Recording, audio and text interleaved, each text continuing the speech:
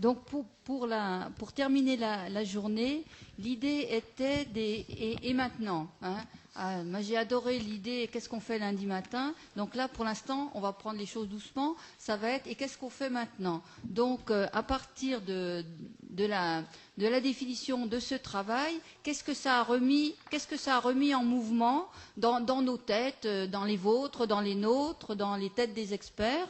Et donc ceux qui vont souhaiter s'exprimer pourront le faire. Donc la parole va être à vous tout à fait comme vous le souhaitez. Et je propose de commencer par une intervention d'André Moisan, qui n'a pas été un expert, qui est décalé là par rapport aux experts, mais vous allez voir que ça va être tout à fait dans le champ. Effectivement, je suis un peu décalé et bon, comme je vais aller assez vite hein, dans le propos, parce que j'ai eu en même temps une écoute flottante, disons, hein, comme disent les psychanalystes là, cet après-midi. Et j'ai envie de dire, par rapport aux questions que j'ai senties dans la salle et les discussions que j'ai pu avoir pendant le repas en particulier, j'ai envie de résumer mon intervention par l'individualisation, c'est du passé, parce que c'est le présent, donc le présent d'aujourd'hui et le passé de demain. Et demain est dans, je vous le dirai en conclusion. Alors, et je vais développer en 4 points. Premier point, définitivement réfléchir autrement que par l'individualisation. Premier point. Deuxième point, tordre le cou à l'individu individualisé. Troisième point, tordre le cou à la quincaillerie des dispositifs pour se tourner vers le software. Quatrième point, réfléchir en termes de capacité. Voilà. Alors, premier point, définitivement réfléchir autrement que par l'individualisation. Et là, je m'appuierai sur l'étude que j'ai faite, donc étude qui n'est pas terminée, cette étude quantitative sur les APP, où j'ai eu quand même plus de 600 réponses. Quand je dis quantitatif, il n'empêche qu'il y avait quand même beaucoup de matériaux qualitatifs sur la représentation des formateurs APP. Ce que j'en ai ressorti de façon concentrée, là, je vous le dis de façon rapide, mais l'étude, elle est disponible sur le site... alors, du coup, je ne sais plus trop si c'est Algora ou APAPP. Elle est disponible sur ce site-là. Et en gros, ce qui m'est apparu, c'est le fait qu'en fait, on avait deux choses. On avait en tension, soit ce que j'ai qualifié d'une socialisation individualisante, d'un côté, et d'autre part, une individualisation socialisante. Bon, vous allez me dire, bon, pareil. Bon, socialisation individualisante, c'est quoi? C'est en gros, ce sont des formateurs qui disent, ben voilà, des gens qui sont passés dans la forme scolaire, massifiée, disons, collective, eh bien, on va les mettre à travailler dans un dispositif pédagogique individualisé. Bon, ça, c'est en gros, c'est la socialisation individualisante. L'individualisation socialisante, c'est autre chose. C'est-à-dire qu'on part du fait, et ça, c'est un constat qui a été pointé là, en tout cas, Jean Besançon m'a posé la perche en fin de matinée en disant, bon, l'individu, et maintenant, et maintenant, en gros, l'individualisation, elle est là. Elle est là, même d'une certaine façon, parfois dans ses côtés dramatiques, c'est à la précarité. Et donc, les enjeux ne sont pas l'individualisation. Les enjeux, c'est la capacité à donner aux individus à assumer, à conduire de propre vie individuelle. Ce qui est un petit peu différent. C'est-à-dire, et donc là, c'est l'individualisation socialisante. Et cette individualisation socialisante, elle existe dans les APP. C'est-à-dire, quand en particulier, il y a des formateurs des APP qui disent, voilà, nous, ce qui nous paraît prioritaire, c'est de rendre confiance dans la capacité des apprenants à conduire leur propre apprentissage. C'est un des éléments donc, qui, pour moi, fait référence à une individualisation socialisante. Bon, je vais le développer par le deuxième point. Le deuxième point, c'est de tordre le cou à l'individu individualisé. Alors là, je vais faire référence à Zarifian, Philippe Zarifian, qui me donne un exemple qui est extrêmement, que je trouve très illustrateur de ce qui est le renforcement de l'individu et en même temps le renforcement de son inscription sociale, processus qui vont de pair. Il fait une étude, donc cette étude, vous pouvez la trouver dans À quoi sert le travail, qui est un petit texte qui se lit très bien. Et donc, il fait mention en particulier d'une étude sur les conseillers financiers de la Poste. Et ce qu'il décrit, c'est le fait que ces conseillers financiers de la Poste, à un moment donné, donc ils doivent en gros réfléchir et traduire, faire une proposition de gestion de patrimoine à ses clients. À un moment donné, il a besoin de s'isoler complètement. Pas de s'isoler, c'est-à-dire de se mettre dans son bureau puis que personne ne vienne, pas de coup de téléphone et autres. C'est-à-dire qu'il est complètement individu et complètement mobilisé subjectivement. Et quand il a besoin de cette mobilisation subjective parce que il a besoin de faire interagir dans sa subjectivité, il a besoin de faire interagir la politique marketing de la Poste, le service de back-office derrière, les gens du service informatique qui. Donc ce qui veut dire que dans sa subjectivité, en fait, c'est une somme de systèmes d'acteurs qui se mobilisent. Donc c'est ça qui me fait dire qu'on est complètement imprégné par l'idée d'opposer plutôt individu et collectif, alors qu'on voit, enfin par petit exemple, la façon dont en fait l'individu se renforce dans son individualité, dans sa mobilisation subjective, et en même temps renforce son inscription dans un réseau social. Et on peut inverser les propos et de dire une inscription dans un réseau social renforce l'individu. Voilà. Donc ça, c'est un élément, comment dire, qui est riche d'avenir pour penser l'individualisation, si on veut toujours réfléchir dans ces termes-là. Troisième point, alors, tordre le cou à la quincaillerie des dispositifs, donc le hardware, puisque le hardware est de la quincaillerie, pour se tourner définitivement par le software. Et Stéphane Bonsoeur, qui est là, on l'a dit tout à l'heure, tant pis pour le système, vive l'homme. Ça, c'est propre propos, et c'est tout à fait ça. C'est-à-dire que là, je fais référence un peu à une étude de Jacques Doncelot, donc, qui est un sociologue, qui n'est pas du tout dans notre champ, qui est un champ de l'urbanisme, et qui faisait la comparaison entre des dispositifs de participation démocratique, vous savez que c'était à la mode, là, donc dans le domaine de la rénovation urbaine, et il faisait une comparaison entre la France et les États-Unis. Qu'est-ce qu'il voyait? C'est-à-dire qu'en France, alors là, on est très fort là-dessus. On va penser les dispositifs, on va passer toute la cahier des dispositifs pour faire en sorte que les gens participent. Aux États-Unis, c'est tout à fait la même chose. On donne le moyen, les ressources d'information, les ressources de capacité d'intervenir pour qu'ils puissent dire leurs mots sur les questions de projets de rénovation urbaine. En gros, cette idée de empowerment. Bon, voilà, vous voyez que les choses sont complètement différentes.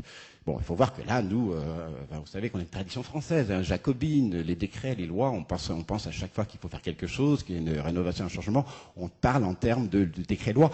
Ça n'est pas qu'au niveau du pouvoir politique, ça nous imprègne aussi. Aux États-Unis, c'est tout à fait différent, c'est-à-dire qu'effectivement, ils sont dans cette culture individuelle depuis longtemps, c'est ce que je vous disais tout à l'heure, et donc ils parlent en termes de capacité des gens d'intervenir. Voilà. Donc vous voyez que c'est un petit peu différent, donc c'est un peu cette différence entre le hardware d'un certain côté, penser d'abord le software avant de penser le hardware. Enfin, ou disons, parce que, bon, je suis un peu gêné quand je dis ça, parce que c'est vrai que il y a beaucoup de gens qui ont dit, c'est vrai ce travail d'ingénierie, de gestion des flux qui est crucial. Mais c'est vrai qu'il n'a de sens que si on pense le software. Et je me retrouvais tout à fait dans les propos qui étaient dits là tout à l'heure. Je ne revois plus la personne qui était le chercheur de l'Éduter, c'est ça? Quand il dit, à travers l'étude qu'il faisait, vous disiez qu'il y avait un problème d'identité chez les formateurs qui était pris dans des questions d'organisation. Là, l'organisation, c'est le hardware, et effectivement, ils perdent le sens du software. Alors, maintenant, j'étais un peu plus positif. Et je vais dire, donc, ne pas réfléchir en termes d'individualisation, réfléchir en termes de capacité. Alors, capacité, c'est quoi? C'est l'expression de Amartya Sen. Amartya Sen, donc, vous savez, qui est un économiste d'origine indienne, anglais, et donc prix Nobel, qui était donc retenu par, on n'entend plus beaucoup parler là, par notre cher président pour travailler sur les indicateurs, pour revoir la question des indicateurs, bon, qui a du sens aussi, c'est pas... Et donc, ces capacités, telles que moi je les ai comprises en tout cas, c'est pas les capacités uniquement, c'est aussi des droits. Mais c'est indissocié, c'est-à-dire c'est des capacités, mais c'est des droits à intervenir. Et ce que disait Jean là tout à l'heure sur les handicapés, moi je retrouvais tout à fait cette idée de capacité. Et c'est vrai qu'il y a des capacités en France. Il y a la VAE, il y a le DIF, tous ces éléments d'individualisation, mais ça ne suffit pas, ces droits individuels ne suffisent pas s'il n'y a pas ces... Bon, la capacité de s'en saisir, de se mobiliser, d'avoir des ressources cognitives ou autres, enfin, disons, bon, pour pouvoir faire en sorte que ce soit de véritables capacité. Et ça me semble quand même, quand on réfléchit à Metharsen, c'est un Indien formé dans l'université de, comment il s'appelle, je me rappelle plus, enfin bref, du grand poète Tagore, voilà, formé à l'université de Tagore, mais qui est donc imprégné de cette culture anglo-saxonne, qui est quand même la liberté, hein, mais la liberté qui se traduit en... La liberté, ça veut dire que les gens ont une capacité d'exercer leur liberté, et donc capacité d'exercer d'assumer la conduite de leur vie de point de vue individuel. Alors, et de ce point de vue-là, moi je trouve que si on raisonne dans ces éléments-là, j'ai entendu par exemple ce que disait Geneviève là, sur la posture, je trouve qu'il y a des éléments de réponse, quoi. Mais voilà, pour répondre très clairement, qu'est-ce qu'il faut faire demain? Moi je dirais que je me mettrai au travail pour réfléchir à cette question sur comment est-ce qu'on renforce. Alors c'est une expression provisoire, hein, qui mérite d'être travaillée, mais comment renforcer socialement l'individu. Voilà. Hein, on ne parle pas d'individualisation, on parle du renforcement social de l'individu. Voilà. Donc, merci André. Donc des réactions dans la salle, vous avez la parole sur ce que ça a mis en mouvement, sur les idées, sur si vous avez encore quelques neurones de connectés, si l'épuisement vous guette. Non, pas de réaction. Chez les experts, ils sont épuisés aussi. Est-ce que donc personne ne veut pas de réaction. Oh, Jean Besançon, une réaction. Moi, ça me paraît quand même, enfin, je sais pas, enfin, je suis un peu surpris que ça ne réagisse pas. Hein?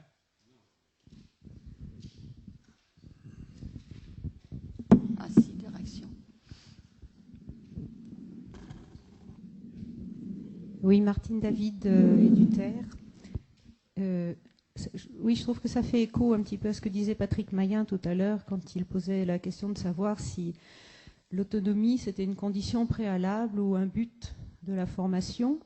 Et il disait aussi, finalement, on ne sait pas trop ce que veulent les personnes. Et ça me fait penser à une réflexion d'Yvon Mainviel quand il analyse un petit peu ce qu'il est en cours là dans la réforme de la formation professionnelle et où il dit on vit quand même dans un grand mensonge, dans une grande utopie, parce que là, il n'y a pas de demande de formation, il y a une demande de travail.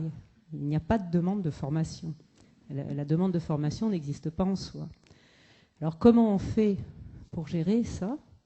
Comment on fait? On n'en a pas parlé du tout de ce problème-là. On l'évacue complètement à chaque fois. Or, on a toujours en face de nous, enfin du moins dans le champ de la formation professionnelle continue, des adultes, mais y compris des jeunes hein, quand même, on a des demandeurs d'emploi, on n'a pas des demandeurs de formation. Qu'est-ce qu'on fait de ça? Et je trouve que ce que vous dites, comment renforcer socialement l'individu, comment le rendre acteur de sa vie, en capacité d'être aux manettes de sa vie par rapport à un besoin de travail et non pas par rapport à un besoin de formation. Moi, je crois que il me semble que justement c'est un champ de réflexion, quoi. C'est un champ de réflexion. En même temps, on n'est pas complètement démunis. Bon. Mais ce midi, là, j'ai discuté, je crois que je les avoir vus tout à l'heure, j'ai discuté avec des gens de Picardie et qui me disaient, bon, on monte des dispositifs de formation qui sont a priori intelligents et qui, on sait, répondent à des besoins, mais les gens ne viennent pas. Bon. Alors, il y a des hypothèses là-dessus, hein, et qu'on connaît bien dans les APP, hein, c'est qu'il y a probablement un rapport à l'apprentissage, un rapport à la formation qui est complètement négatif. C'est des gens qui sont complètement stigmatisés par l'école. Et tant qu'on ne reconstruit pas, et là, je pense que justement dans les APP, hein, pour faire écho un petit peu, il y a quand même un certain nombre de choses qu'on sait faire, sauf qu'il faut formaliser, il faut... il y a quand même comme ça, enfin, il y a quand même beaucoup de témoignages de gens qui sortent des APP en disant moi je croyais que j'étais plus capable d'apprendre, l'apprentissage c'était pas pour moi. Et ben, je me suis rendu compte que j'étais capable d'apprendre. Voilà. Bon. Donc c'est un petit peu, c'est des hypothèses de travail. Et je pense aussi que, bon, il y a différentes pistes, mais je pense qu'il y a l'idée de Schwartz, hein, d'apprendre à partir des dysfonctionnements. Bon, le projet, ce qui était dit là tout à l'heure sur le milieu, enfin un milieu apprenant. Toutes ces idées-là, c'est ça qu'il faut travailler, il me semble. Hein. Oui, pour reprendre ce que disait Patrick tout à l'heure par rapport aux gens ordinaires, ça fait écho à ce que vous dites, hein, parce que on ne sait pas trop ce que veulent les gens ordinaires. Sa recherche en ce moment, c'est sur la VAE et comment les gens ordinaires s'en débrouillent. Et là, je trouve que c'est vraiment quelque chose de très intéressant. C'est comme moi, dans ma thèse, j'ai travaillé sur un dispositif, j'ai étudié un dispositif, et déjà, les élèves, ils faisaient leur métier d'élève. Il fallait déjà qu'ils s'y retrouvent dans ce dispositif avant toute chose. C'était la base déjà. Il fallait déjà qu'ils apprennent à comprendre ce dispositif, donc que ce soit des élèves, que ce soit des gens par rapport à la VAE. Donc là, il y a vraiment déjà de l'énergie à mettre dans ces apprentissages et être capable de s'y retrouver et de naviguer là-dedans. D'autres gens? Non, mais parce que André suscite les réactions. Donc, sur ce sujet-là, et particulièrement sur la dernière intervention, bien sûr qu'il n'y a pas de demande de formation en tant que telle. Nous, on essaye, parce qu'on est confronté à cette question-là avec des équipes avec lesquelles on travaille, et je crois qu'il y a une question de changement de point de vue. C'est-à-dire que le changement de point de vue, c'est d'essayer de se poser la question du sujet avec lequel on travaille. Moi, je reviens sur la transaction. Et ce qu'on essaye de dire aujourd'hui, quand on parle de jeunes apprentis, on parle plutôt de parcours de transition, c'est-à-dire entre un moment où ils ont été scolaires et puis un moment où ils aspirent à rentrer dans la vie active, sachant que dans ce parcours de transition, il y a un volet, il y a un moment qui s'appelle formation, diplômante, mais c'est un moment d'un processus dans lequel ils sont. Et moi, j'inviterais, aujourd'hui, plutôt les équipes qui sont ici à essayer de réfléchir comme ça. C'est-à-dire avec des notions qui ne sont pas des notions centrées sur les modes de validation, les diplômes ou l'éthique, mais qui sont bien centrées sur la problématique posée par les personnes et qu'il s'agit bien de voir quelle est la transaction qu'on peut avoir avec eux. On les accompagne pas, mais c'est bien l'idée du service qu'on va leur rendre avec les limites de l'exercice. Mais je crois que c'est cette question-là qui est centrale. Ça ne veut pas dire que tout est possible, mais c'est bien cette question-là. Et en travaillant avec les personnes handicapées, là, la question, elle se pose directement, parce que quand on a affaire à une personne handicapée, elle, c'est cette question-là qu'elle pose. Ouais. Elle pose pas la question du diplôme, elle pose la question de son isolement et lui dit qu'elle veut plus être isolée chez elle, elle définit très clairement le but à atteindre et l'objet de la transaction. Alors, on va faire une partie du parcours avec les personnes, mais il y en a d'autres qui prendront le relais, et c'est cette question-là qui est posée. Moi, je me retiens, je me retrouve bien dans ce que tu racontes. Alors, petite parenthèse, Jean, quand tu développes ça, j'ai tout à fait l'impression de retrouver, encore une fois, Bertrand Schwartz dans la façon dont il finissait l'émission locale.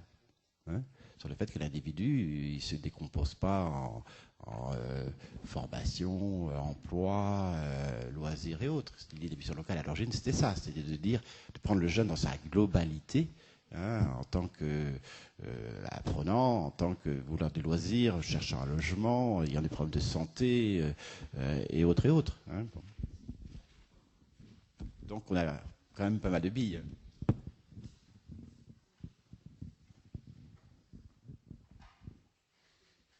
Oui, Jean Besançon, c'est une réaction, parce que les fins de journée, surtout quand elles sont aussi denses et passionnantes que celles d'aujourd'hui, ont toujours un côté un petit peu triste. Et moi, j'ai envie de dire quelque chose de gai. Voilà, d'autant plus que finalement, moi, ce que j'ai entendu dans ton intervention, André, dans ce que vient de dire Martine David, les réactions ici, c'est de dire, finalement, tu nous dis, Patrick Maillat nous l'a dit aussi à sa manière, l'individualisation, c'est pas le sujet. Mais alors moi, j'ai envie de dire quelque chose de très positif là-dessus, c'est que moi, je trouve que l'idée de cette conférence de consensus était une idée géniale, que le titre de la journée, c'était « Un consensus et des questions vives ». Eh ben, franchement, chapeau, parce que c'est bien ça. On arrive à un consensus, il y a des questions vives qui se posent, et d'une certaine manière, je crois que tu dis les choses, André, peut-être que ça va permettre de revenir à des questions fondamentales. Effectivement, les besoins de formation, des désirs de formation, ça n'existe pas. Il faut le dire, il faut le redire, il faut le redire. On a cité Bertrand Schwartz. Moi, comme beaucoup ici, c'est un de mes maîtres à penser. Et Philippe Carré l'a cité tout à l'heure, mais il faut entendre quand même ce que dit Bertrand Schwartz. Un adulte ne se formera que s'il trouve une solution à ses problèmes dans sa situation. Et puis à la fin, Patrick Mayen nous dit, finalement, qu'est-ce qu'on fait lundi matin? C'est quoi la question? Eh bien, c'est comment on crée des milieux d'apprentissage le plus favorables à l'apprentissage. Les gens, il y a 800 ans du compagnonnage, se sont posés exactement la même question. Les gens qui forment les médecins aujourd'hui, ou les contrôleurs aériens, c'est-à-dire les métiers où c'est des questions de vie ou de mort, ils se posent exactement cette question-là. Moi, je me dis, finalement, cette journée, elle a peut-être été on ne sait pas quel impact elle va avoir, mais peut-être très important de se dire, voilà, on est allé au bout de ça, 20 ans après, on s'est rendu compte que ça nous a permis de progresser, de comprendre, de revenir sur des vraies questions fondamentales. Et ensuite, il y a des organisations, je finirai peut-être par ça, quand je vois ce qui se fait, j'ai vu il n'y a pas longtemps un DVD fait par mon ami Gilbert Renaud, qui était là tout à l'heure sur le centre de ressources de Bourg-en-Bresse, qu'Anne-Marie Cognac tient avec d'autres depuis longtemps. Et je me dis, finalement, il y a des organisations intelligentes qui présupposent que les gens sont intelligents et qui les rendent intelligents. L'inverse est vrai également. Notre job, c'est... voilà. Peut-être, juste rapidement, mon sentiment, c'est de dire que moi, par exemple, sur le papier de la conférence de consensus, je n'ai rien à redire, je trouve ça très bien. Mais justement, ça y est, c'est fait, ok, c'est bien, et voilà. Progression. Oui, je voudrais revenir rapidement là sur sur le constat fait de l'absence de demande de formation. Moi, je m'interroge quand même sur, vu du point de vue du citoyen moyen, c'est sur la visibilité de nos systèmes aujourd'hui, particulièrement en France. C'est-à-dire, le DIF, la VAE, c'est des machines extraordinairement compliquées qui sont absolument illisibles. Tu parlais à l'instant des missions locales de Schwartz, etc. Il me semble que ce qui a été fait à l'époque pour y avoir participé, c'était un essai de traduction de la réalité du monde qui pouvait s'offrir aux jeunes de l'époque par rapport à leurs propres attentes ou à leur propre situation. Il me semble que c'est plus dans cet esprit-là qu'il faut réfléchir, c'est-à-dire de traduction de communication, parce que je ne suis pas du tout persuadé que l'appétit de savoir ou la volonté d'apprendre soit aujourd'hui plus absente qu'elle l'était dans d'autres époques. Donc je pense que la présentation quand même très exclusivement institutionnelle des dispositifs de formation, qui soient initiales ou continues, nous plombe. Hein, et qu'il faut certainement réfléchir là-dessus, à mon sens. Et sur cette fonction de traduction, sans pour autant rajouter trop. C'est-à-dire que je pense que c'est en travaillant qu'on apprend à travailler, c'est en apprenant qu'on apprend aussi à apprendre. Enfin, je veux dire, quelque part, il faut des mises en situation. Je suis tout à fait d'accord avec toi. C'est justement arrêter de réfléchir en termes de cacaillerie.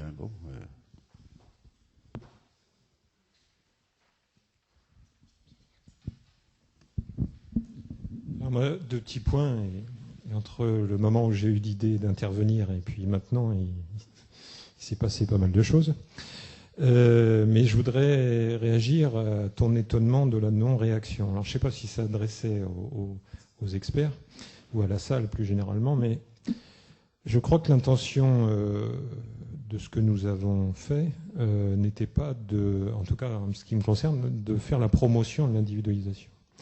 Et j'en veux pour preuve que, notamment quand on s'est réinterrogé sur ces questions-là, notamment on est reparti des anciennes normes.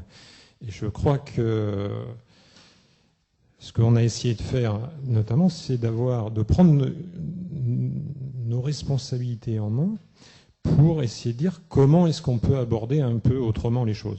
Et je pense que quand tu dis tordre le cou à un certain nombre de choses, si on regarde les anciennes définitions et celles qu'on propose aujourd'hui, je crois que de ce point de vue-là, on a un petit peu...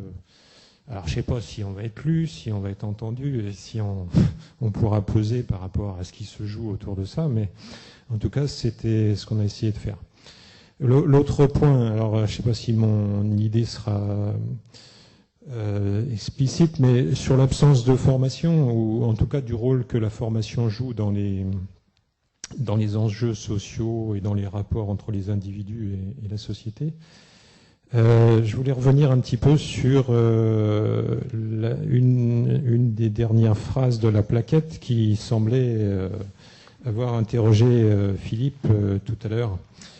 Je rappelle, sous couvert de la personnalisation de la relation, ne se joue-t-il pas davantage dans l'individualisation un transfert de responsabilité des conditions de la formation, de ses réussites comme de ses échecs sur la seule personne? Bon, je comprends que à la fois la formulation et que la question puisse en amener d'autres. Je crois que pour revenir à la question de l'enjeu de la formation, moi j'en vois un autre se dessiner. Si on pose la question de la relation pédagogique dans une inscription tout au long de la vie, la relation pédagogique va être vécue dans des discontinuités, et j'en veux pour preuve, d'une certaine manière, sur tout ce qui concerne la question de la sécurisation des parcours, une nouvelle tension qui se joue entre ce que certains appellent une sécurité sociale professionnelle et ce que d'autres appelleraient plutôt une assurance individuelle pour sauver sa peau. Bon, je vous laisse deviner les positions opposées que j'ai mentionnées. En réaction à ce que tu dis, Jean, je pense qu'il faut bien situer la responsabilité de l'institution. L'institution n'est pas responsable du fait que quelqu'un échoue. Mais par contre, elle est responsable de ne pas avoir donné les moyens à la personne de réussir. C'est tout à fait différent.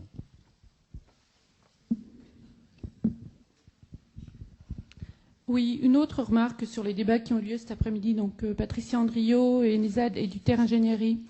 À propos, enfin, dans la table ronde de cet après-midi qui traitait de la question du comment individualiser, et puis dans ce que vous avez repris, j'ai entendu aujourd'hui la question où il faut peut-être arrêter de mettre la focale sur la question des outils ou la quincaillerie pour davantage s'intéresser à la question des organisations et des leviers de l'organisation qui permettent ou non d'individualiser. Alors, je suis vraiment très d'accord avec ça, et ça m'inspire deux remarques ou des questions.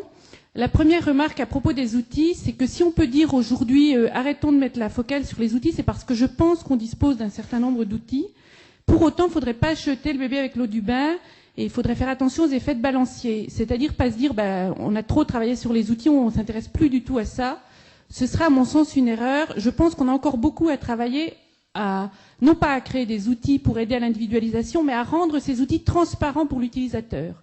Et quand on entend et qu'on dit le besoin de formation n'existe pas, je suis d'accord, mais ça va dans ce sens-là. C'est qu'on doit rendre les choses les plus accessibles possibles pour le candidat à la formation. Et on était hier encore dans un comité de pilotage sur un dispositif d'individualisation pour des formateurs qui est en place au sein du ministère de l'Agriculture. Et on voit bien que c'est un dispositif qui, je crois, fonctionne aujourd'hui parce que, justement, il y a un lourd outillage derrière, mais qui est transparent. Donc voilà, ça c'était la première remarque sur les outils. Juste attention à ce discours où on pourrait assez vite, à mon avis, passer d'un excès à l'autre. Et la deuxième remarque que ça m'inspire, c'est sur la question des organisations. On est assez d'accord, je crois, où il y a consensus autour du fait qu'il faut s'intéresser aux questions de quels sont les freins au niveau d'une organisation pour mettre en place de l'individualisation et donc quels sont les leviers. J'ai bien entendu des hypothèses sur les freins, la question de l'identité des formateurs, la question de l'évolution du management, la question des règlements, des structures, etc. Je crois qu'on a plus de mal sur la question des solutions et des leviers et que c'est une question qui... Enfin, on tourne autour, mais je sais que nous, on est confrontés à cette préoccupation dans beaucoup de dispositifs et qu'on a du mal. Et la question que je me pose, c'est est-ce que le contexte actuel, qui est un contexte de mutation pour les organismes de formation, va être plutôt favorable ou défavorable? C'est-à-dire, est-ce qu'on est, parce qu'on est en mutation et en période de crise, dans certains cas, ça va permettre de bouger et de faire changer les curseurs sur ces questions de l'organisation et que c'est le bon moment de faire, ou est-ce qu'au contraire, les choses vont se crisper et que ce n'est pas le bon moment, quoi. Voilà, mais c'est une question. Merci. D'accord. Merci Patricia pour ces remarques. Donc je crois que là on a atteint le temps réglementaire. Ce que je voulais dire pour terminer, donc là on a mis en mouvement, vous avez vu, je suis tout à fait d'accord avec ce qu'a dit Jean Besançon sur l'idée que on a acté des choses. Maintenant, ça a remis en mouvement des idées. On n'a pas fait non plus la promotion de l'individualisation. Comment on va aborder les choses autrement. Donc maintenant, à vous de vous emparer de la plaquette des idées, de remuer les méninges. Et puis, rendez-vous donc dans 6 mois. Je pense qu'on aura écrit l'ouvrage, enfin écrit, les textes des experts sont déjà écrits, donc vous aurez l'ensemble de leurs contributions pour compléter la journée d'aujourd'hui. À la lumière de ce qui s'est dit aujourd'hui, vous pourrez relire les textes de chacun des experts. Hein. Donc, un dernier point, donc, je voudrais remercier tous les gens qui ont permis à ce projet d'aboutir. Alors d'abord, on va dire les financeurs, hein, ministère de l'Agriculture, FSE, Conseil régional et puis ENESAD. Remercier tous les membres du comité de pilotage qui ont travaillé sur ce projet, à l'ensemble des experts qui ont été aussi ceux qui étaient là aujourd'hui mis à rude épreuve, mais je pense qu'ils s'en sont bien sortis. Tous les conseillers scientifiques, Philippe Carré, Gérard Jean Monclerc et Jacques Aubray du CNAM, et puis toute l'équipe d'Eduter et ENESAD là, qui ont assuré aujourd'hui le secrétariat, l'accueil, la restauration, la communication, toute la logistique. Là, je pense qu'on peut leur tirer leur chapeau. Il y a Chantal, il y a Sylvie, il y a Catherine, il y a Claire. Et puis toute la cellule Celtis qui a assuré la retransmission et toutes les films, le service audiovisuel de l'ENESAD. Donc il y a Alain, Sabine et François. Donc je remercie tout le monde et donc merci à vous. Ah, Marc a encore une question. Je croyais qu'on allait finir là. Non, Marc on avait prévu justement d'en parler 3 secondes. Hein. Oui. C'est juste aussi par rapport à ce que vient de dire Patricia Andriot sur les freins et les leviers à l'individualisation et notamment à toute la quincaillerie et l'outillage qu'il peut y avoir ou qui peut être mis à disposition. Justement, à la suite de cette conférence consensus, on part de la définition qui est donnée d'une formation individualisation pour aller chercher dans une étude qui va démarrer très prochainement, justement, quels peuvent être les freins et les leviers à la mise en place de l'individualisation dans les centres de formation. Donc là, on est sur quelque chose de pragmatique, de pratique et qui va, on espère, servir à quelque chose. Voilà. Est-ce qu'on pourra déplacer un peu la question de recherche ? Oui, mais de toute façon, le débat, la problématique est en cours de construction. En donc, cours de construction voilà. Et on va y travailler. Voilà. Et comme j'ai la parole, voilà, j'aimerais remercier aussi Anne-Françoise Trolla pour tout ce qu'elle a fait dans cette journée et dans tout le consensus. C'est vrai que chef de projet, ça n'a pas été facile tous les jours. Mais parce qu'ils ont l'air comme ça, mais quelquefois ils sont remuants. Donc merci beaucoup à vous. Et je tiens aussi à remercier les personnes qui nous ont suivis à distance. C'est vrai qu'ils étaient un peu absents des débats, donc, mais je tiens à les remercier et donc à donner rendez-vous à tout le monde sur toutes ces problématiques. Merci à vous, au revoir et bon retour.